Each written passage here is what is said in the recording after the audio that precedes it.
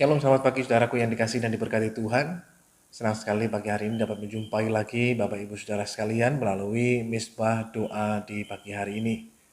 Mari pagi hari ini kita siapkan hati dan kehidupan kita untuk datang kepada Tuhan, bersyukur kepadanya buat hari yang baru Tuhan jadikan buat setiap kita, tapi juga buat setiap rahmat dan anugerah Tuhan yang Tuhan nyatakan dalam hidup saudara dan saya. Mari kita mau datang kepada Tuhan pagi hari ini. Yesus, ku sembah Kau, sujud di hadapan-Mu, keinginan dalam hidupku hanya untuk menyembah-Mu. Masuk hadirat-Mu Tuhan, masuk hadirat-Mu Tuhan, dengan korban pujian. Masuk hadirat-Mu Tuhan, berhiaskan kekudusan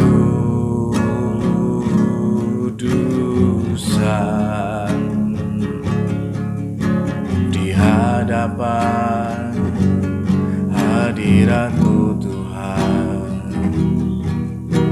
Ku rasakan kedamaian di hadapan hadirat-Mu Tuhan. Ku nampak keagungan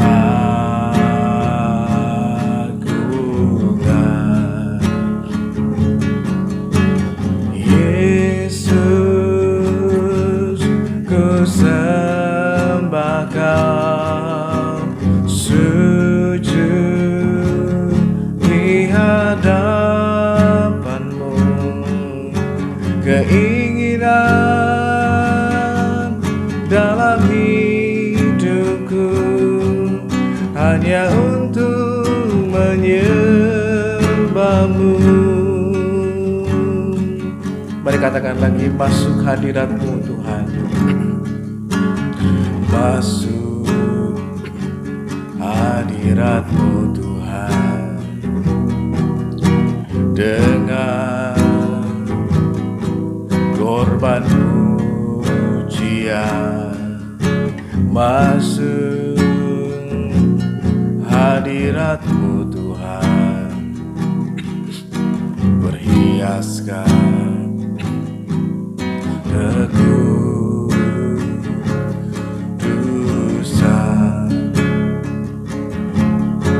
di hadapan hadirat-Mu Tuhan. Ku rasakan kedamaian di hadapan hadirat-Mu Tuhan. Ku nampak keagungan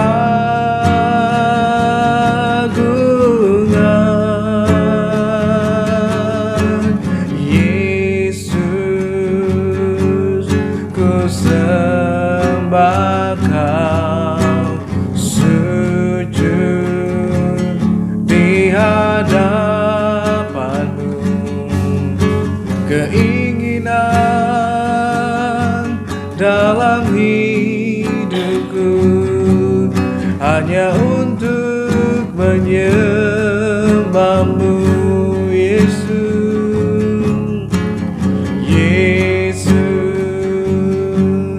ku sembah Kau, sujud di hadapan-Mu, keinginan dalam hidupku hanya untuk menyembah-Mu Yesus ku sembah Kau. Yesus ku sembah Kau, sujud di hadapan-Mu. Keinginan dalam hidupku hanya untuk menyembah-Mu. Sekali lagi katakan, Yesus ku sembah Kau. Yesus ku sembah Kau, sujud di hadapan-Mu. Keinginan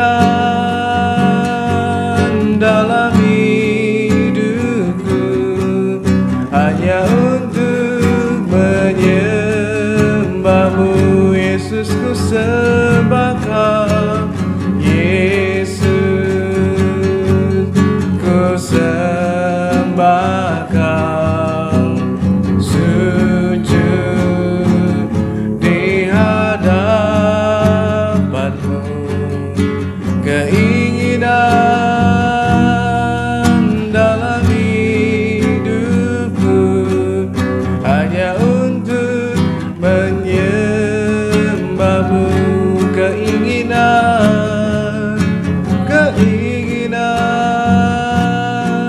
dalam hidupku hanya untuk menyembah-Mu. Keinginan dalam hidupku, keinginan dalam hidupku hanya untuk menyembah-Mu.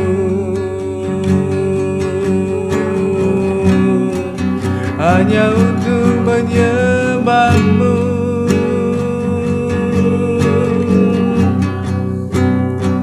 Hanya untuk memuji nama-Mu, mengagungkan Kau Tuhan. Sebab hanya Kau saja yang layak disembah, sebab hanya Kau saja yang layak diagungkan Tuhan. Selama-lamanya tiada yang seperti-Mu Tuhan. Sungguh kami bersyukur, sungguh kami bersyukur. Engkau baik Tuhan, Engkau sungguh baik. Besar kesetiaan-Mu, besar anugerah-Mu.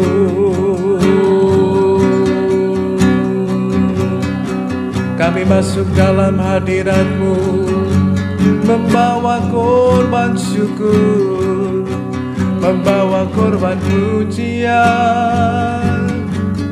untuk memuliakan nama-Mu. Haleluya. Mari sembah Tuhan, mari agungkan nama-Nya. Haleluya.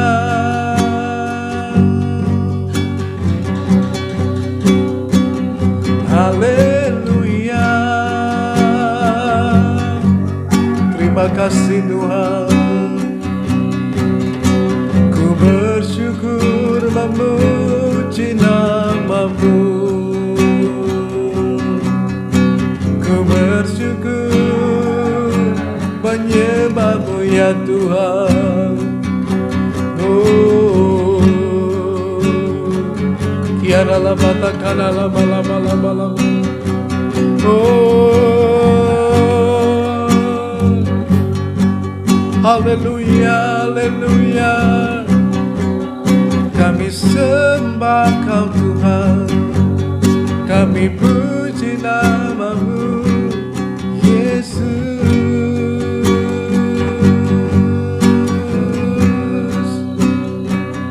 Bapaknya kau saja yang layak terima segala pujian dan hormat, keagungan selamanya.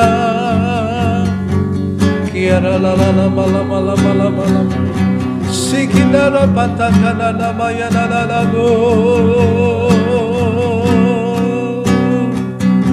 Sikindara patakana namaya la la maya la la maya. Sikindara patakana la la la maya se. Besar setiamu, besar anugerahmu Tuhan. Betapa ku bersyukur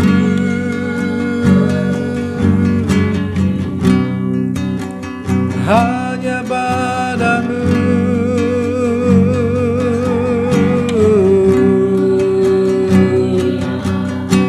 Haleluya. Terima kasih ya Tuhan.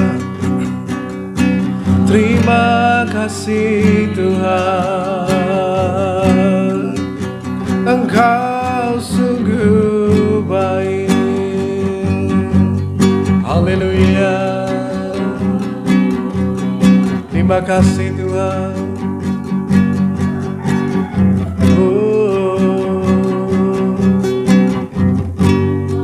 Terima kasih ya Tuhan.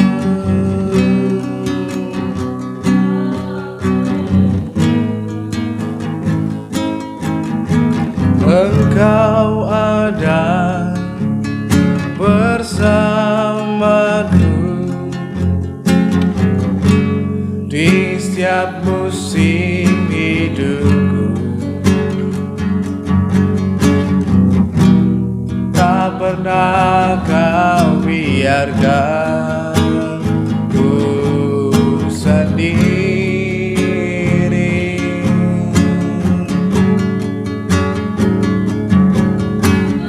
Kekuatan di jiwaku adalah bersamamu.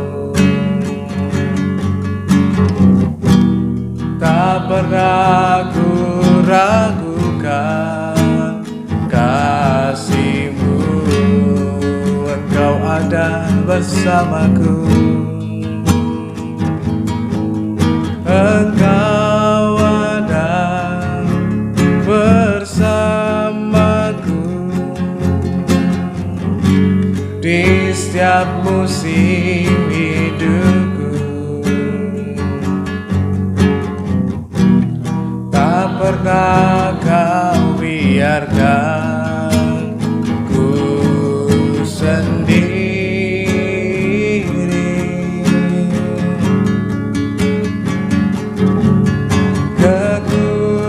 Kekuatan di jiwaku adalah bersamamu. Tak pernah ku ragukan kasih-Mu bersamamu Bapa. Bersamamu Bapa, ku lewati semua perkenanan-Mu ya. Teguhkan hatiku. Engkau yang bertindak, memberi pertolongan.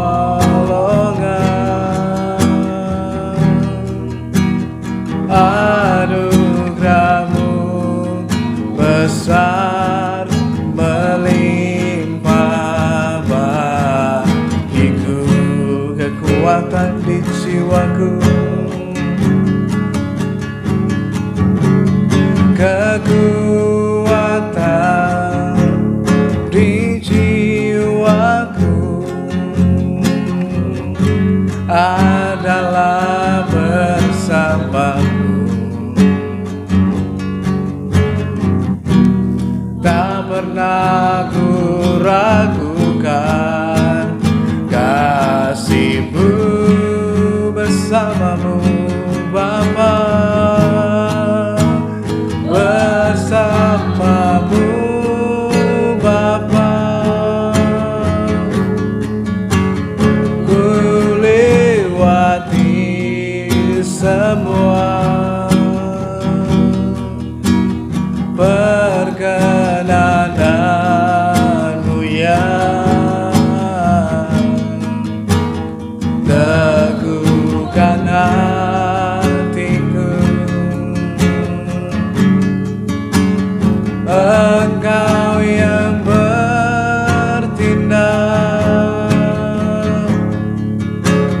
memberi pertolongan. Anugerah-Mu besar melimpah bagiku. Anugerah-Mu besar Tuhan. Anugerah-Mu besar melimpah bagiku. Anugerah-Mu besar. Anugerah-Mu besar melimpah bagiku.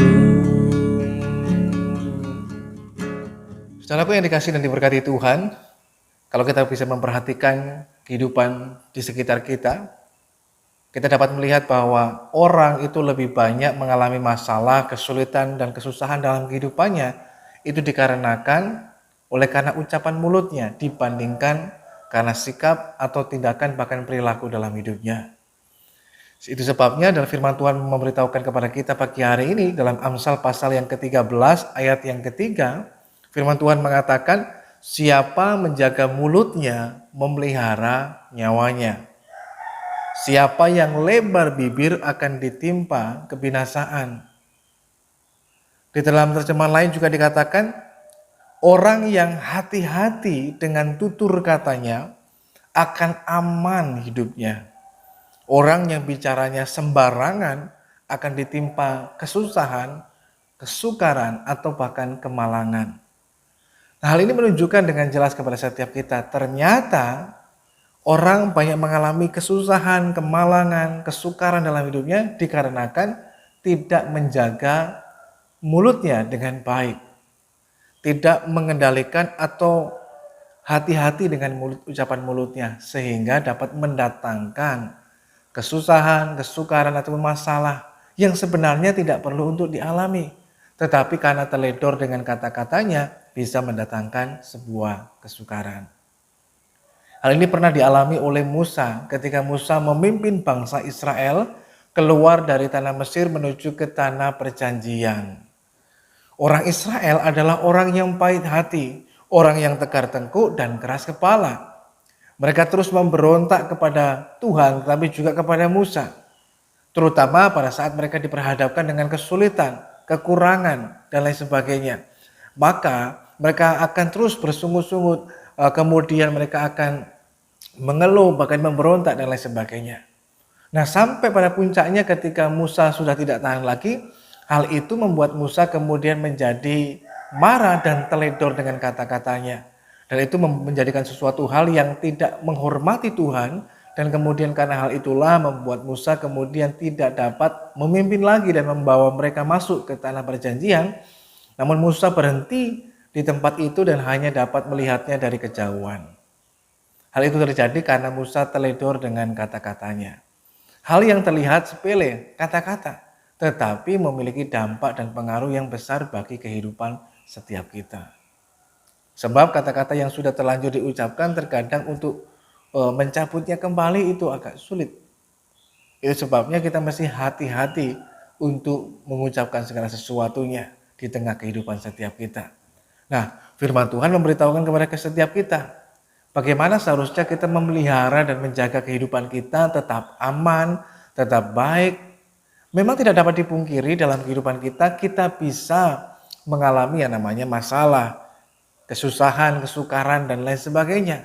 Tetapi alangkah baiknya bila dalam kehidupan kita, kita bisa menghindari. Kalau kita bisa meminimalisir hal itu, kenapa tidak? Kalau kita bisa mencegahnya, kenapa tidak? Kalau kita bisa menghindarinya, kenapa tidak? Kenapa kita harus mendatangi masalah dan kesukaran? Nah, firman Tuhan memberitahukan kepada setiap kita agar kita dapat juga memelihara hidup kita, nyawa kita, memelihara hidup kita tetap aman, tetap sejahtera, tetap penuh sukacita, bahkan hubungan satu dengan yang lainnya termasuk juga hubungan kita dengan Tuhan juga tetap terjalin dengan begitu baik. Salah satunya adalah dengan cara kita menjaga ucapan mulut kita. Apa yang bisa membuat hubungan menjadi rusak? Seringkali karena ucapan. Sehingga membuat hubungan antara sahabat, teman, rekan kerja, rekan bisnis, atau hubungan mungkin orang tua dan anak dan sebagainya itu bisa rusak, bisa keliru hanya karena ucapan.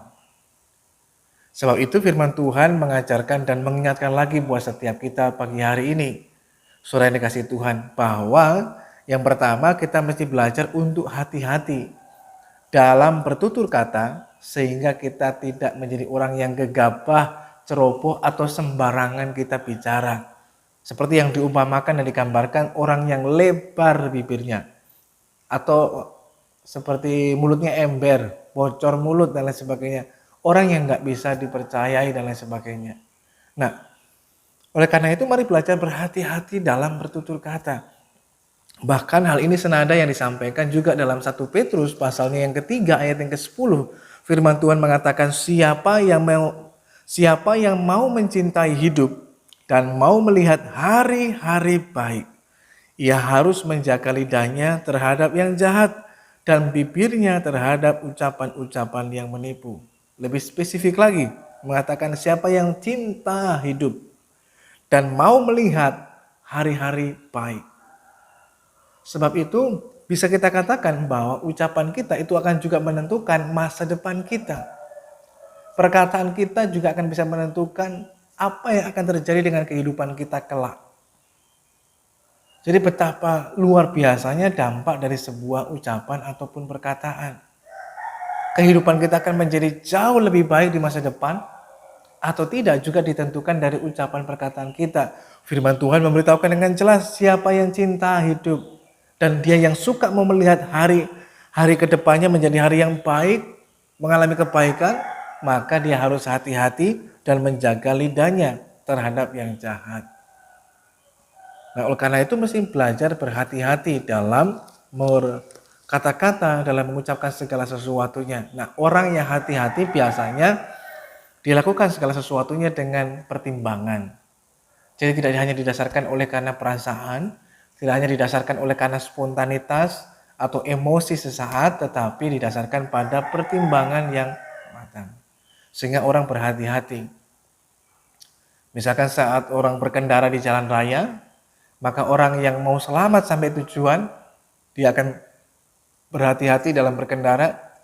Yang pertama supaya itu tidak membahayakan pengendara yang lain, tapi juga tidak membahayakan dirinya sendiri.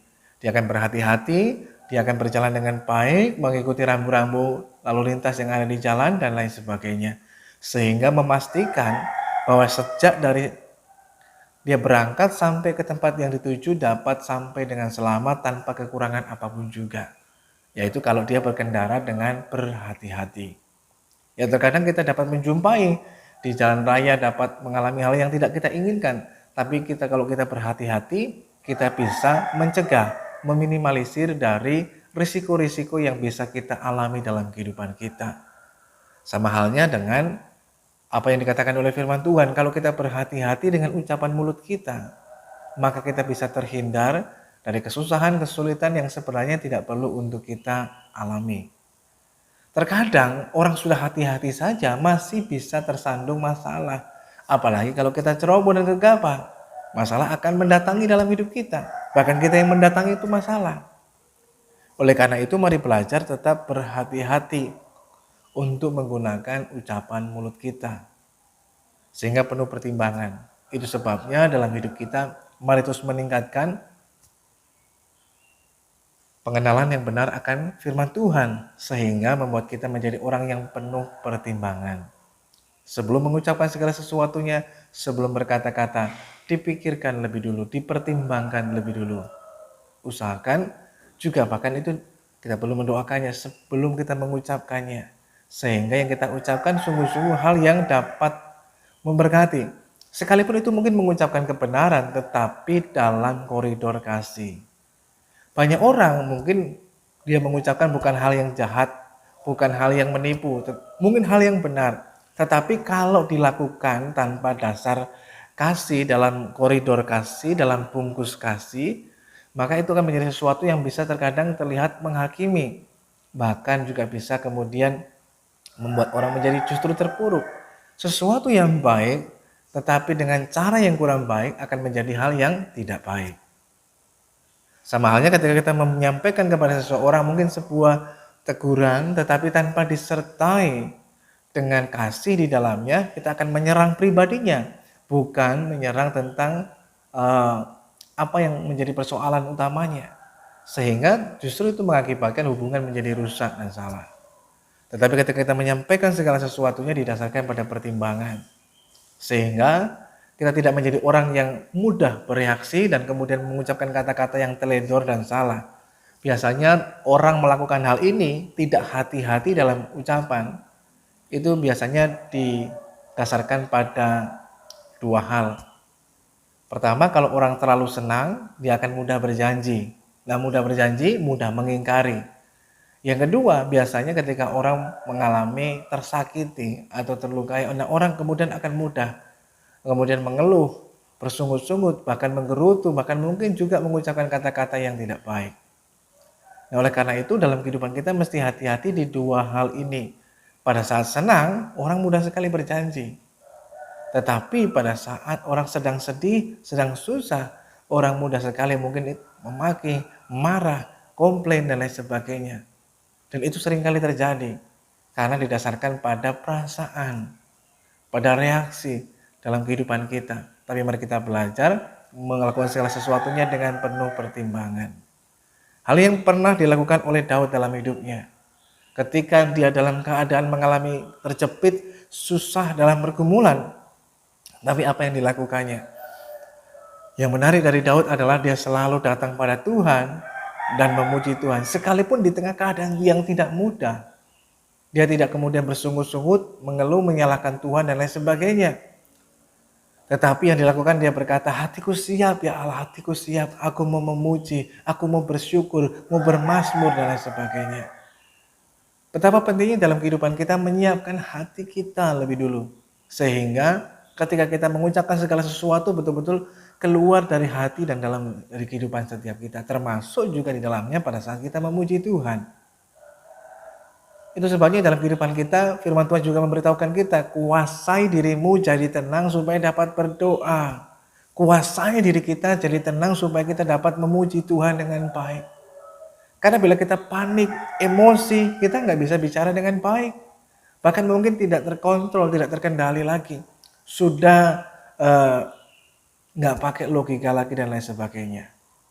Tapi mari belajar, kita dapat belajar untuk berhati-hati. Hati-hati dengan pertimbangan, bukan perkara boleh atau tidak boleh, tetapi lebih kepada ini memuliakan Tuhan enggak? Kemudian pertimbangan berikutnya, ini jadi berkat enggak buat orang lain? Kemudian pertimbangannya, ini jadi batu sandungan tidak? Ini membawa manfaat atau tidak? Kalau ini bisa melukai orang lain, lebih baik saya enggak ngomong. Kalau ini bisa kemudian membuat hal yang dapat jadi syak buat orang lain, lebih baik tidak, dan lain sebagainya. Nah, itu orang yang penuh pertimbangan, istimewa pertimbangan firman Tuhan dalam hidup setiap kita. Sehingga dengan demikian kita menjadi orang yang berhati-hati dalam menggunakan mulut kita, tutur kata kita. Sehingga menjauhkan kita dari kesusahan dan kesulitan yang gak perlu kita alami dalam hidup ini.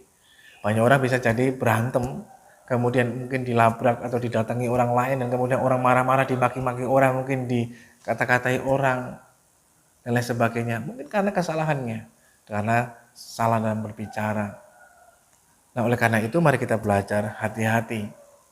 Hati-hati juga dimasukkan di sini adalah menjadi orang yang kemudian cerdas dan bijak dalam bertutur kata. Sehingga tahu kapan waktunya untuk diam, tahu kapan waktunya untuk berbicara. Tapi juga dia orang itu tahu juga apa yang harus disampaikan dan apa yang nggak boleh disampaikan. Nah, ini adalah cara hidup orang yang bijak. Sehingga dalam hidupnya dia akan mengalami kehidupan yang aman, yang baik, terhindar dari segala sesuatunya. Bahkan di ke depan dia dapat melihat hari-hari yang baik dalam hidupnya. Bila dalam kehidupannya dia tahu kapan waktunya harus bicara, kapan tahu waktunya harus dia menahan diri dari berbicara. Tahu juga apa yang harus diucapkan dan apa yang nggak boleh dan yang nggak harus diucapkan dalam kehidupannya. Maka dengan cara demikian kita menjadi orang yang cerdas, orang yang bijak, orang yang benar di hadapan Tuhan. Nah, sebagai orang benar, kita perlu belajar juga dalam kehidupan kita, utama bijak dalam berkata-kata. Sehingga nggak harus kita selalu ngomong, tapi juga terkadang kita harus berdiam. Memang diam tidak selalu menyelesaikan masalah, tetapi setidaknya dengan diam itu kita tidak membesar-besarkan masalah. Terutama pada saat kita mengalami dikecewakan, kemudian kita mengalami dilukai dan lain sebagainya, orang cenderungnya inginnya ngomong terus, ngomong pada diri sendiri, ngomong pada orang lain dan lain sebagainya tentang kegalauan hatinya, tentang apa yang sedang dirasakannya. Orang inginnya mencurahkan isi hatinya. Dan yang terbaik dalam hidup kita sebenarnya adalah kita mencurahkan isi hati kita pada Tuhan. Disitulah kita datang kepada Tuhan secara pribadi. Dan bukan hanya sekedar kita mendapatkan kelegaan, rasanya plong. Tetapi betul-betul kita mendapatkan solusi dalam kehidupan setiap kita. Mendapatkan pertolongan dalam hidup kita. Bahkan terhindar dari sesuatu yang gak perlu kita alami. Karena kalau kita menyampaikan segala sesuatunya dan kita lebih sering dan lebih suka mencurahkan isi hati kita, terutama pada saat kita mengalami kegalauan dan sebagainya kepada semua orang dan kepada banyak orang, maka yang terjadi adalah kita sedang membuka aib kita. Dan kemudian kita berkata, jangan ngomong-ngomong ya, saya sedang mengalami ini dan sebagainya. Nah, orang yang sama akan memberitahukan kepada orang lain dan sebagainya.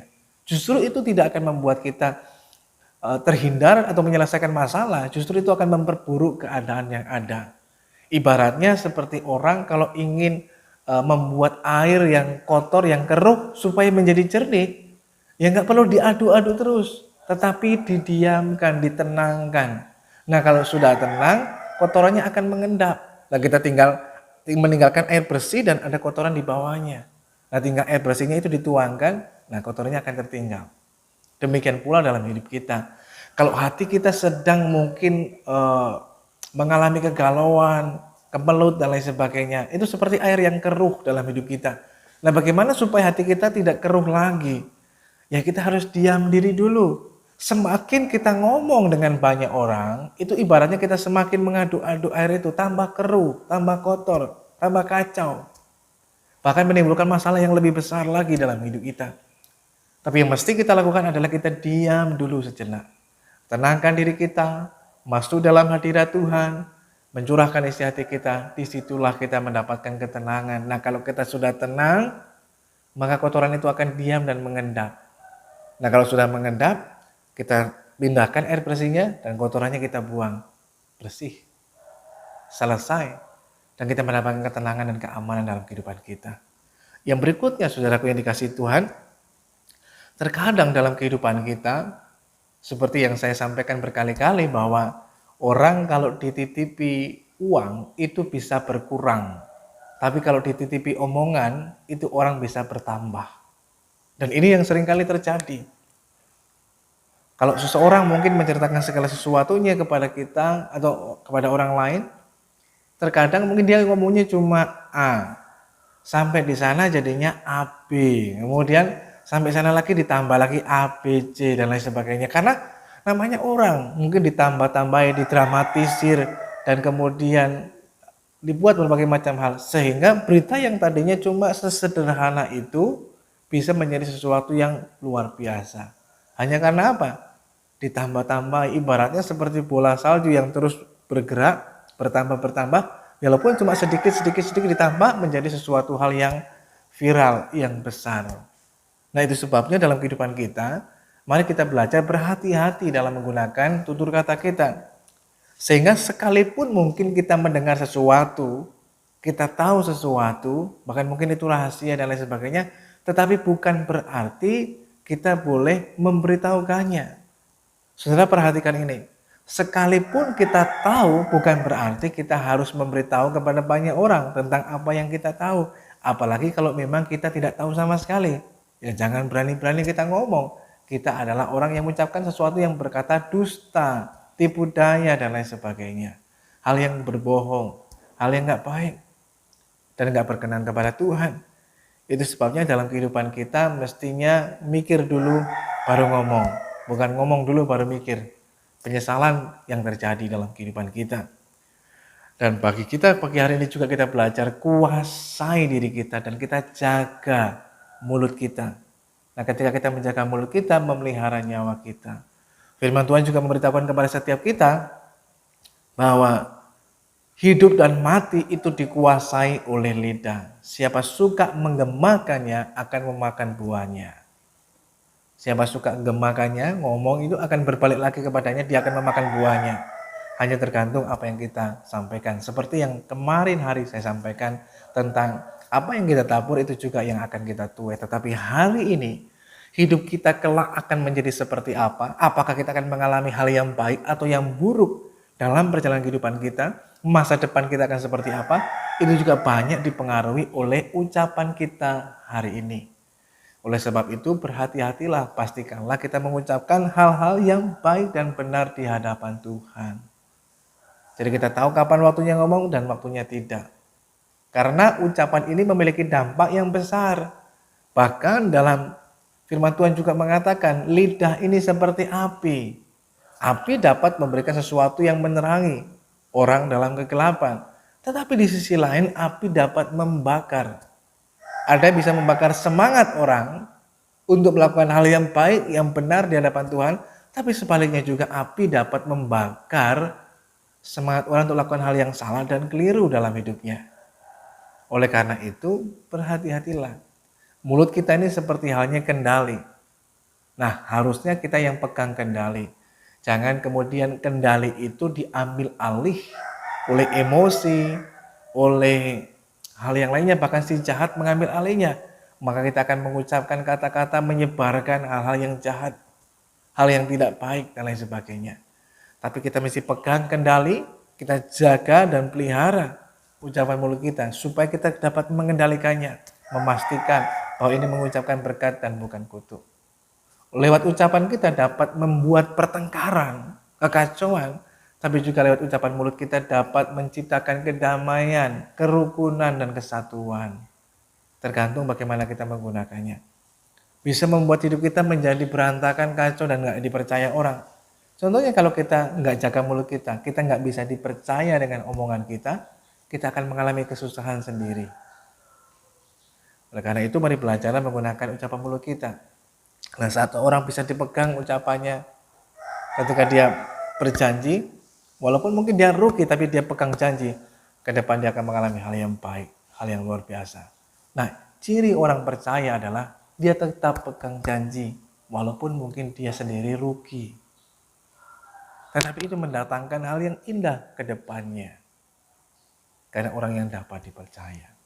Oleh karena itu pagi hari ini, kalau kita ingin melihat masa depan kita, hari-hari dalam kehidupan kita, mengalami hal yang baik, aman, tenang, maka yuk jaga mulut kita.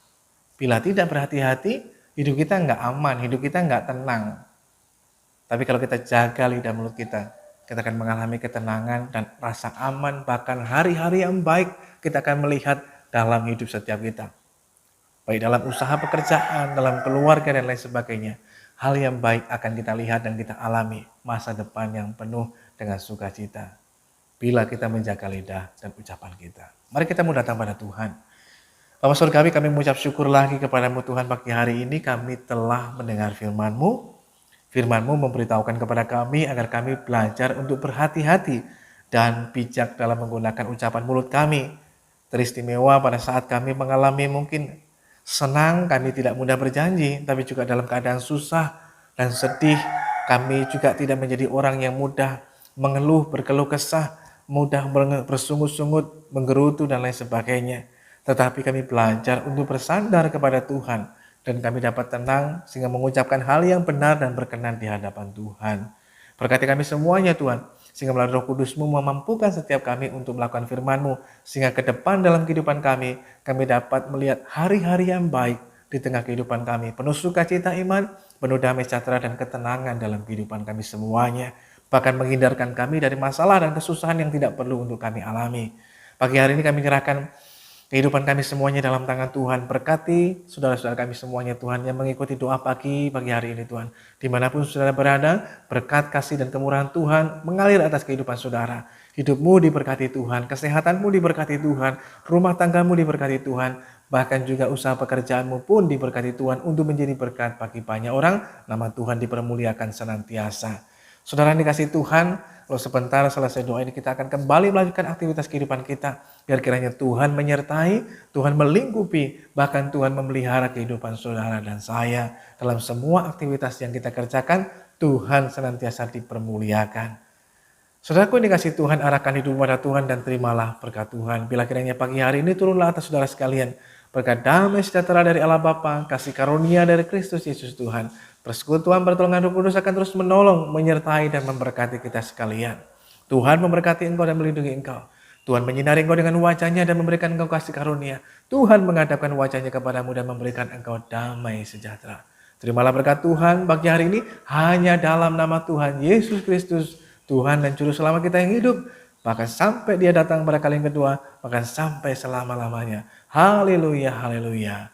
Amin. Selamat pagi, selamat beraktivitas. Tuhan Yesus memberkati saudara sekalian.